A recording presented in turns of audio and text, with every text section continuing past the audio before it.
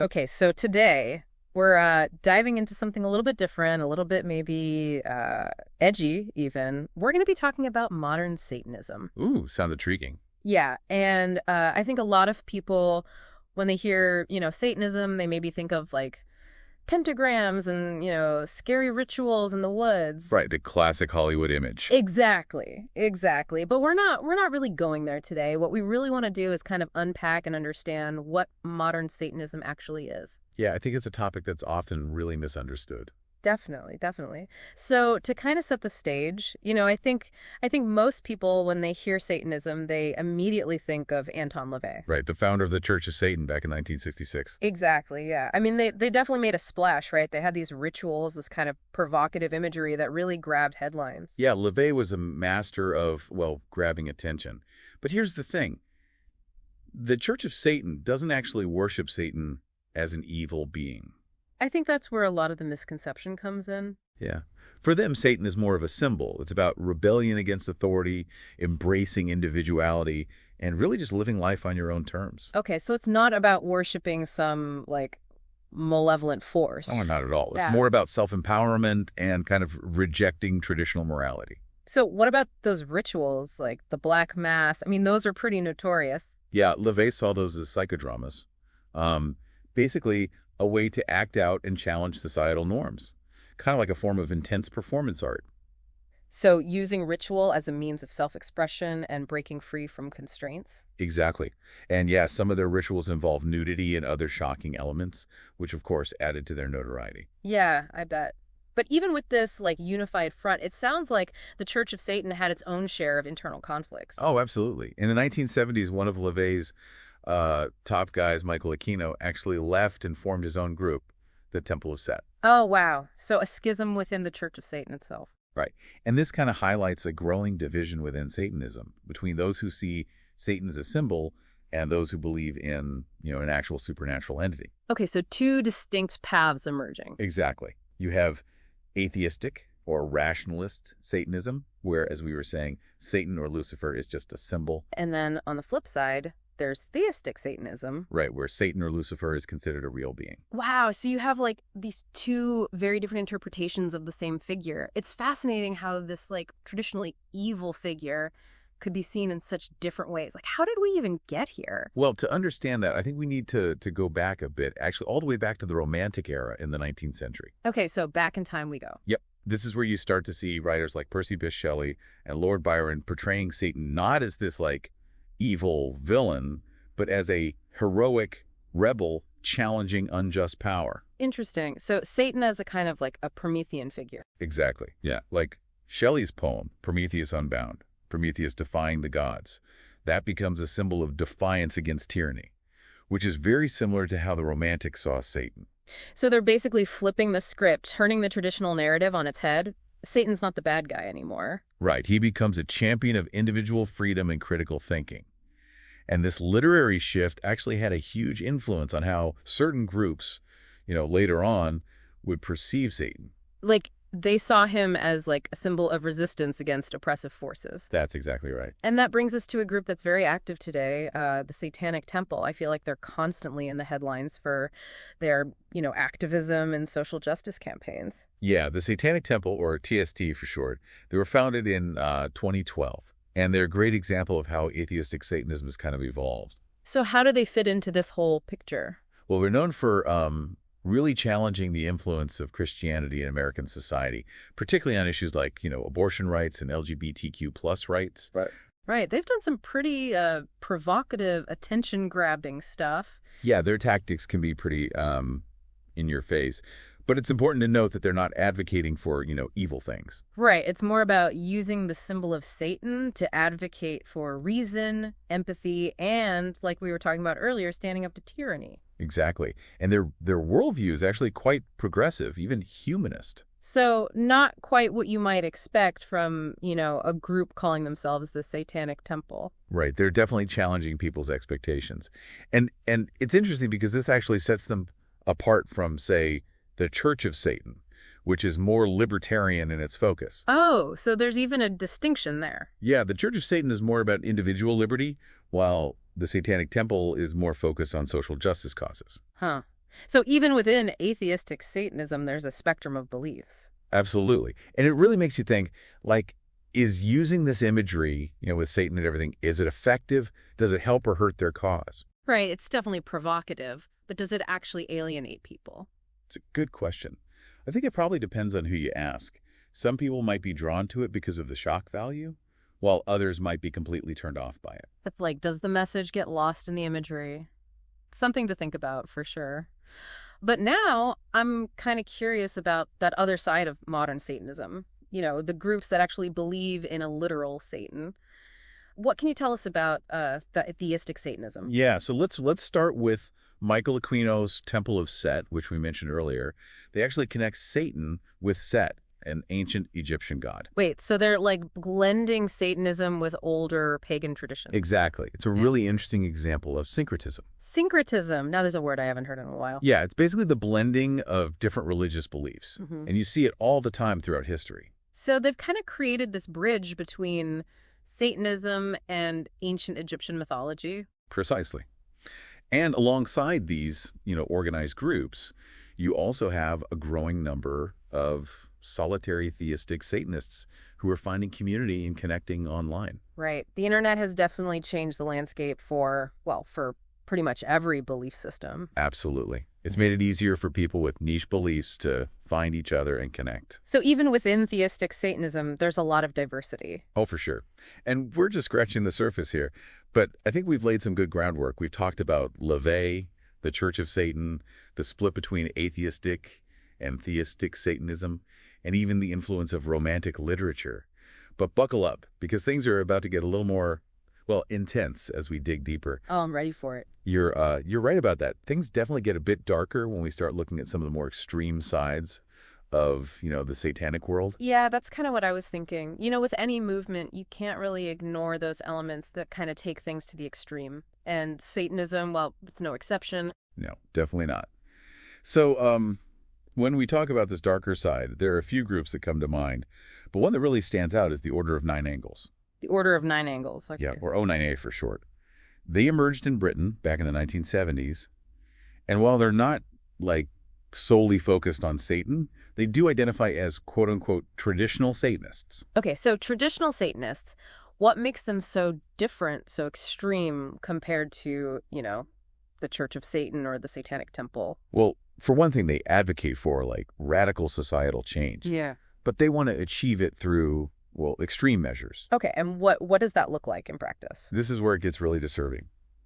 They actually believe in human sacrifice as part of their path. Human sacrifice. Wow. Okay, that definitely takes things to a whole other level. Yeah, it's pretty unsettling. Right. And it's not just that. Their whole ideology it's very dark, very disturbing, and to make matters worse, they've also aligned themselves with far-right ideologies. So you're saying there's a neo-Nazi element to their beliefs? Yeah, unfortunately. And in today's world, with the internet, amplifying their reach, it's even more concerning. That's a scary thought. Extremism, violence, occult beliefs, all spreading online. It's a dangerous combination. It is, definitely. The internet has become a breeding ground for all sorts of extremist groups. And the O9A, they've definitely taken advantage of that. They can spread their propaganda, recruit new members, connect with like-minded individuals all over the world. It's a reminder that, while we've been talking about, the philosophy of Satanism and the symbolism, there's also this very real and potentially very dangerous side to it. Exactly. It's important to acknowledge that. But, is it even accurate to call them purely Satanists? Their focus seems so broad, encompassing, neo-Nazism and all this other stuff. It seems like maybe Satanism is just one part of their, I don't know, their whole ideology. That's a good point, actually. The O9A, their beliefs are kind of this mix of different elements, and there's actually been a lot of debate about whether they really fit neatly under the label of Satanism. So some people would argue that their focus on Satan is secondary to their broader goals, which are, I guess, societal disruption and creating a new order or something like that. Yeah, exactly. Some people see it that way. They would say that the Satanism part is almost like a tool or a means to an end rather than the core of their belief system. It's interesting because when you put it like that, it almost seems like labeling them solely as Satanists could be an oversimplification, like their beliefs and their actions, they just seem to go beyond a typical understanding of what that term means. I think that's a really important point, Mm. actually. It's a reminder that we need to be careful about making, generalizations, especially when we're talking about groups that operate on the fringes like the O9A. Right, because there's always more to this story than meets the eye. Exactly. Okay, so far, we've really gone deep into this world of modern Satanism. We've talked about LaVey and the Church of Satan, the rise of both atheistic and theistic Satanism, the influence of, like, romantic literature. We've even touched on this darker side with groups like the Order of Nine Angles. It's pretty clear that Satanism is not this, like, monolithic thing, It means different things to different people. Absolutely. Yeah. I think that's a really crucial takeaway for our listeners. It's so easy to fall into stereotypes, but the reality is much more, complex and nuanced. There's this whole spectrum of beliefs and practices within Satanism, and it's constantly changing, evolving. It's not static. And that evolution, I think, it makes me think about the bigger picture of, religion and spirituality in the modern world. Like, it seems like people are searching for meaning and connection in ways that really challenge those traditional norms. And sometimes those ways are, well, unexpected or even controversial. I think you're spot on, actually. Right. The rise of all these different forms of Satanism, with their different interpretations and approaches, it really shows how fluid belief systems are in the 21st century.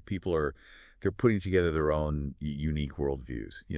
They're drawing from all these different sources, and they're even reinterpreting ancient symbols to fit their own values. And here we have Satan, right? This figure who's, like, traditionally the ultimate symbol of evil, and he's being, reclaimed and reinterpreted by these different groups for their own purposes. It makes you wonder, like, how can one symbol have such drastically different meanings depending on who's using it? It's fascinating, isn't it? It really shows how the meaning of a symbol can shift depending on the context. Yeah. Like the same image, it can evoke fear and disgust in one person. And then for someone else, it can represent, liberation, power. It's all about interpretation. It's like a mirror, almost, reflecting back the values and the intentions of the people who are using it. I like that. Yeah, it's a good analogy. But this leads to another question, I think. Like, what are the ethical implications of using a symbol like Satan, regardless of intent? I mean, it's loaded, right? Oh, yeah, definitely. I mean, on one hand, you could argue that reclaiming a symbol and giving it new meaning can be a really powerful way to challenge the status quo, especially for people who feel, marginalized by those traditional power structures. Right, like the Satanic Temple, using satanic imagery to challenge, what they see as the overreach of religious influence in government. Exactly. They're pushing back against what they perceive as an imbalance of power. But then, on the other hand, there's always the risk of, misinterpretation and the potential for harm. When you're dealing with a symbol that's, as loaded as Satan, even if a group's intentions are good, using that imagery, it can alienate potential allies, and it can even reinforce those negative stereotypes. Like we saw with the Order of Nine Angles, how that kind of misappropriation can lead to some really dangerous extremes. Right, exactly. Yeah. It highlights the responsibility that comes with using these powerful symbols. Right. There's always the potential for them to be used for good or for bad. It's like a double-edged sword. Yeah, and the whole dilemma, it goes way beyond just Satanism. It's something we have to grapple with when we're talking about any kind of powerful symbol. It's about, like, understanding the weight that those symbols carry and the impact they can have. Yeah, exactly. We can't just ignore that. Okay, so as we kind of wrap up this deep dive into the world of modern Satanism, I think we've only just scratched the surface here. It's such a complex and ever-evolving topic. It really is. Yeah. And I think we've given our listeners a lot to think about. Definitely. So for all of you listening out there, here's something to ponder as we wrap things up. We've talked a lot about how modern Satanism challenges those conventional ideas about, religion and spirituality. But what does it say about your own beliefs and values? Ooh, that's a good one. I mean, does encountering something as provocative as Satanism, does it make you question your own assumptions about good and evil, about conformity versus rebellion, about the very nature of belief itself? I mean, we've seen how a figure like Satan, traditionally associated with evil, can be reinterpreted and even embraced by different groups for different reasons. It really makes you think about how fluid meaning can be, especially when it comes to these powerful symbols. And how do we navigate a world where those symbols that once seemed to have, like, fixed meanings are now being, reclaimed and reinterpreted in ways that can be, both empowering and unsettling. It's a question we all have to face as we encounter diverse perspectives and challenge our own preconceptions. I think at the end of the day, this deep dive has been about more than just, understanding different branches of Satanism. It's about recognizing the complexity of belief systems, the power of symbols, and that ongoing human search for identity and meaning in a world that's constantly changing. Well said. And as always, we encourage you to keep exploring, keep questioning, and keep diving deeper into the complexities of the world around you. Until next time. Well, we've covered a lot in this deep dive, huh? Yeah, we have. From the philosophy of modern Satanism to its activism and even to its darker side. A lot to take in. Definitely. I mean, it's clear that Satanism, well, it's not so simple, is it? It means different things to different people. Right. And it's always evolving, too. It's not Yeah. some static, thing stuck in the past. Yeah, and that's what I think is so interesting about it. It makes you think about, like, the bigger picture of religion and spirituality today, People are searching for meaning and connection, but not always in those traditional ways. Yeah, and sometimes those ways can be, well, pretty unexpected and even controversial. And that's what we've seen with Satanism, right? This Sure. figure, Satan, who's traditionally been associated with evil, is being reinterpreted and reclaimed by all these different groups. It's pretty fascinating when you think about it. It is. It shows how fluid meaning can be, especially when you're dealing with powerful symbols. Right, the same symbol can mean totally different things to different people. And how do you navigate that? How do you make sense of a world where those symbols, those meanings, are constantly shifting? Yeah, it's a challenge for sure, but I think that's kind of the point, isn't it? To be open to those different perspectives, to challenge our own assumptions. I think so. Huh. And to be willing to, grapple with those complexities. So as we wrap up this deep dive, we've talked about different branches of Satanism, the power of symbols, the ethical questions it all raises. A lot to ponder. It is, but here's something I'd like to leave our listeners with. What does all of this say about your beliefs, your values? I mean, hearing about Satanism, did it make you think about those things differently? Did it challenge any of your preconceptions? About good and evil, about conformity and rebellion, about the nature of belief itself. It's something to think about. Absolutely. And I think at its core, that's what this deep dive has really been about, recognizing that complexity, that fluidity of belief. Yeah. And the fact that we're all, searching for meaning in our own way. Exactly, and that those ways are, well, they're not always going to be straightforward or easy to understand. But that's the beauty of it, isn't it? The exploration, the questioning, the constant search for understanding, that's what keeps things interesting. And that's what we hope we've encouraged you to do today. To keep driving deeper, to keep challenging yourselves, and to never stop exploring the world around you. Thanks for joining us on this deep dive. We'll see you next time.